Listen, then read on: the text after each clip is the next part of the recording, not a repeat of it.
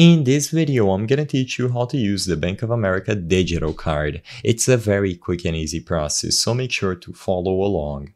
In order to use a Bank of America digital card, you have to be approved to use the online banking functionalities, or more specifically, the mobile banking functionalities for the Bank of America. So if you haven't done so already, go to the Bank of America website and make sure that you are registered for online banking. Once you have an online banking ID and password, you will have access to the mobile app where you can start setting up a digital card. So open the latest version of the app that you can find on the Play Store or the App Store. And after you sign in with the online banking ID and password, tap the three lines at the top left corner of the screen to access the menu.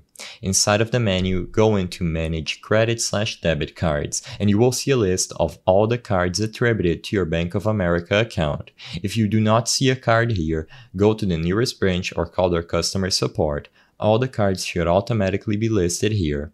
In there, you can manage the card, you can lock it, replace it, or set limits as necessary. But if all you want to do is use a Bank of America digital card, find the option at the bottom, Digital Wallets, as I've highlighted here. If you do not see this button, it probably means that the specific card that you selected cannot be added to a digital wallet, so keep that in mind.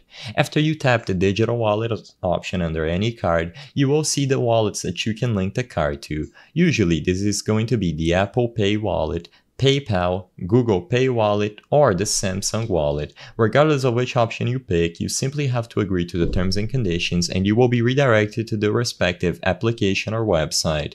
Confirm everything and all the details about the card will be automatically set up and ready to go. As long as you choose any of these payment methods when you finish a purchase, you can go through with it using the Bank of America card that you have. You can repeat this process as many times as you wish with as many cards as you have, and you can remove the card from the digital wallet at any time.